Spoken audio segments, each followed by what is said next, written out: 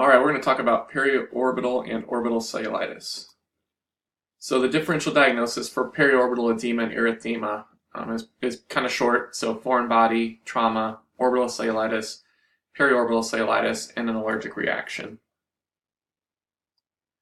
So the difference between orbital and periorbital cellulitis happens to do with the anatomy of the eye. So basically any infection that is anterior to the orbital septum is periorbital cellulitis, and then if it's posterior to the orbital septum, then that's considered orbital cellulitis.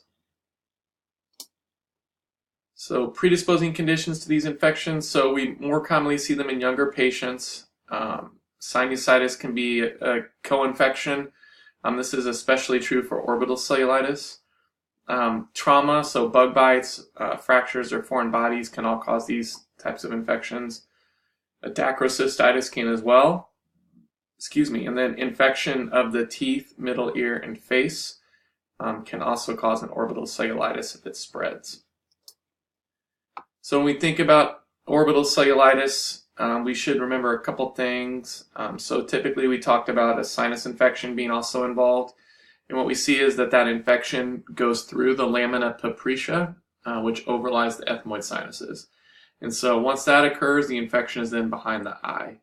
The most common causes of orbital cellulitis and periorbital cellulitis are staph and strep. And then we talked about how there can be superficial trauma for periorbital cellulitis. So if a little bug bites or little scratches can let skin bacteria in, then you get the periorbital cellulitis. So much like a cellulitis in another part of the body, this can occur the same way.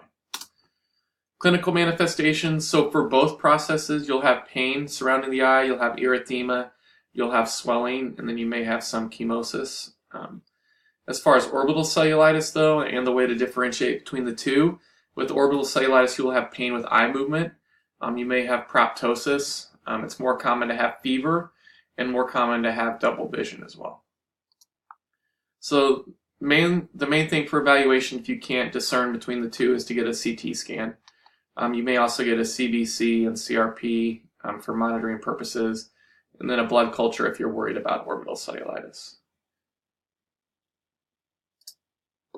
Treatment for orbital cellulitis, if the patient's stable and doing well, you may just do clindamycin and ceftriaxone alone. But if they're unstable, you may do vancomycin instead of clinda and still do the ceftriaxone. For periorbital cellulitis, we typically use clindamycin or augmentin. This concludes our talk. Let us know if you have any questions.